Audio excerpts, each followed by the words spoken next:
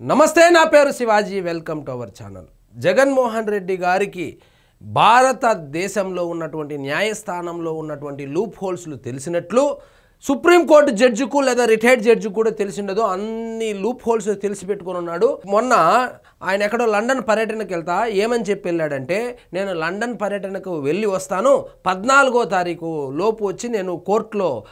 CBI కోర్టులో నేను హాజరవుతాను వ్యక్తిగతంగా హాజరవుతానని చెప్పి పర్మిషన్ తీసుకుని అక్కడికి వెళ్ళడం జరిగింది వెళ్ళి కూడా ఏం చేశాడంటే తప్పు ఫోన్ నెంబరు తప్పు ఈమెయిల్ ఐడి ఇచ్చేసి వెళ్ళడము దాని మీద సిబిఐ సీరియస్ అవడము ఇంకెక్కడ ఇది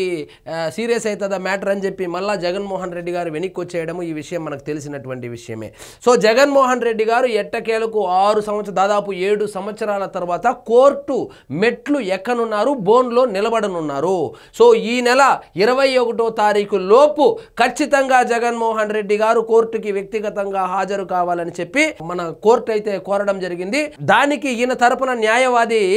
ఒక పిటిషన్ వేశాడు ఏమని ఆయన గనుక జగన్మోహన్ రెడ్డి గారు అనక కోర్టుకు రావాలంటే ఆయనకు భద్రత కల్పించాలి అసలే ఆర్థికంగా అంతంత మాత్రమే ఉంది రాష్ట్రము కాబట్టి ఆ డబ్బులు ఎందుకు ఈయన ఎవరైనా చనిపోతే పరామర్శించడానికి వెళ్ళడానికి ఈయనకు భద్రత కావాలి అప్పుడు ప్రజా ధనం దుర్వినియోగం కాదు ఎవరైనా గంజా కేసులోనో లేకపోతే ఆర్థిక నేరాలు చేసో లేకపోతే ఏదైనా కబ్జాలు కావచ్చు లేదా సెటిల్మెంట్లు కావచ్చు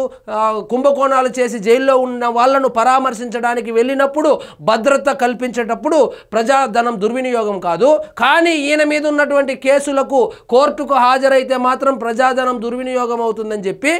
నేను ఆన్లైన్లో అటెండ్ అవుతా నేను డైరెక్ట్గా రాను వ్యక్తిగతంగా రాను నేను ఆన్లైన్లో అటెండ్ అవుతానని చెప్పి పిటిషన్ వేసుకున్నారు దానికి అవన్నీ కుదరదు కానీ ముందు 21వ తారీఖు లోపు నువ్వు వ్యక్తిగతంగా హాజరు కావాలని చెప్పి కోర్టు అయితే తేల్చి చెప్పేసింది సో అక్రమాస్తుల కేసులో 21న కోర్టుకు జగన్ మీరు అనుకున్నట్లు జగన్మోహన్ రెడ్డి గారు 39% ఓటు ఉంది మాజీ ముఖ్యమంత్రి స్వర్గీయ రాజశేఖర్ రెడ్డి గారి కొడుకు ఇవన్నీ ఉన్నప్పటికీను ఆయన దాదాపు 1 డజన్కు పైగా ఈడీ కేసుల్లో ఇరుక్కున్నటువంటి ఆర్థిక నేరాలు చేశాడని ఆరోపణలు ఎదుర్కొంటున్నటువంటి నిందితుడు అనేటువంటి విషయాన్ని మీరు మర్చిపోకూడదు ఆయన కేవలము బెయిల్ మీద బయట ఉన్నాడు అంతేగాని ఆయనకేమి క్లీన్ చిట్ రాలేదు సో బెయిల్ మీద మాత్రమే బయట ఉన్నాడు అనేటువంటి విషయాన్ని జగన్మోహన్ రెడ్డి గారి అభిమానులు కావచ్చు వైఎస్ఆర్సీపీ కార్యకర్తలు కావచ్చు వాళ్ళు ప్రతిరోజు గుర్తుంచుకోవాలన్నమాట సో ఇక్కడ చూడండి హాజరు మినహాయింపును తీవ్రంగా వ్యతిరేకించిన సిబిఐ కోర్టుకు రాకుండా తప్పించుకు తిరుగుతున్నారని కౌంటర్ ఈయన ముఖ్యమంత్రిగా ఉన్నప్పుడు ప్రతి శుక్రవారం ఆయన కోర్టుకు వెళ్ళవలసి ఉండగా ప్రతి శుక్రవారం ఏదైనా బటన్లు నొక్కేటువంటి కార్యక్రమాలు పెట్టుకోవడము నేను ఇక్కడ ముఖ్యమంత్రి హోదాలో చాలా బిజీగా ఉన్నాను కాబట్టి అటెండ్ కానని చెప్పి అక్కడ మెమో దాఖలు చేయడము అలా తప్పించుకొని తిరిగేవాడు కానీ ఎట్టకేలకు దాదాపు 7 సంవత్సరాల తరువాత ఇప్పుడు జగన్మోహన్ రెడ్డి గారు కోర్టు మెట్లు ఎక్కనున్నారు కోర్టు బోన్లో నిలబడనున్నారు కోర్టుకు రాకుండా తప్పించుకు తిరుగుతున్నారని కౌంటర్ దీంతో జగన్ మెమో ఉపసంహరణ హాజరుకు 21 వరకు గడువిచ్చిన కోర్టు 6 ఏళ్ల తర్వాత కోర్టు మెట్లు ఎక్కనున్న వైనం 12 ఏళ్లుగా బెయిల్ పైనే జగన్ సో జగన్మోహన్ రెడ్డి గారు 12 సంవత్సరాలుగా బెయిలు మీద బయట ఉన్నారు బెయిలు మీద బయట ఉండి ముఖ్యమంత్రి అయి 5 సంవత్సరాలు పరిపాలించాడు కానీ ఆయనకేమి క్లీన్ చిట్ ఏమి రాలేదు సో ఇక్కడ చూడండి అక్రమాస్తుల కేసులో బెయిల్పై ఉన్న మాజీ సీఎం వైసీపీ అధినేత వైఎస్ జగన్ ఈ నెల 21న సిబిఐ ప్రత్యేక కోర్టు ముందు హాజరు కానున్నారు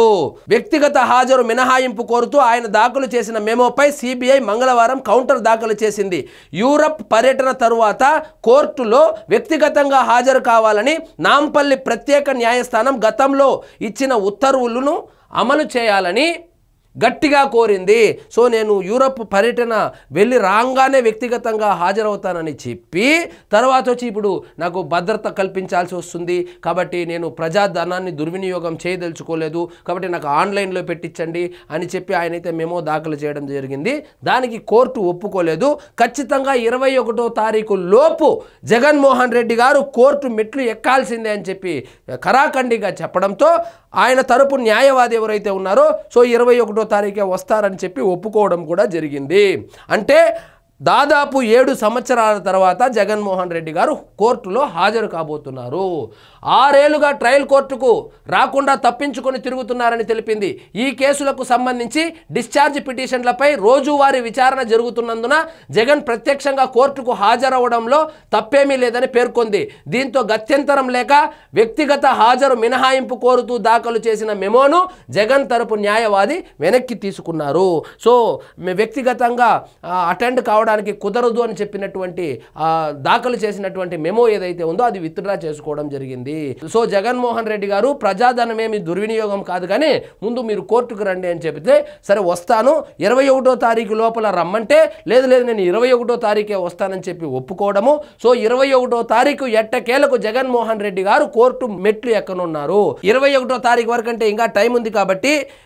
న్యాయశాస్త్రంలో ఆయనకు తెలియని పాయింట్లే లేదు కాబట్టి ఆ న్యాయశాస్త్రాన్ని మొత్తాన్ని ఆయన నమిలి మింగేశాడు కాబట్టి ఆయనకు తెలియని లూప్ హోల్సే లేదు కాబట్టి మళ్ళా ఏమన్నా పిటిషన్ వేసి మళ్ళా కోర్టుకు హాజరు కాకుండా వ్యక్తిగతంగా హాజరు కాకుండా మినహాయింపు కోరేటువంటి అవకాశాలు కూడా లేకపోలేదు. మరి చూద్దాం ఏం జరుగుతుందో. సో మొత్తానికి న్యాయ నిపుణులు మాత్రము అన్ని డోర్లు క్లోజ్ అయ్యాయి. ఈసారి ఖచ్చితంగా జగన్మోహన్ రెడ్డి గారు కోర్టు బోన్లో నిలబడడం ఖాయమని చెప్తున్నారు. మరి ఈయన కోర్టుకి వెళ్ళేది ఎప్పుడు, ఆ కేసులు తేలేది ఎప్పుడు, ఇంకా అవన్నీ తెలియాలంటే ఇంకా ప్రభువుకే తెలియాలి. సో ఇదండి ఈరోజు మన టాపిక్. మీకు ఈ వీడియో నచ్చినట్లయితే లైక్ చేయండి, షేర్ చేయండి, ఛానల్ మాత్రం సబ్స్క్రైబ్ చేసుకోవడం మర్చిపోవద్దు.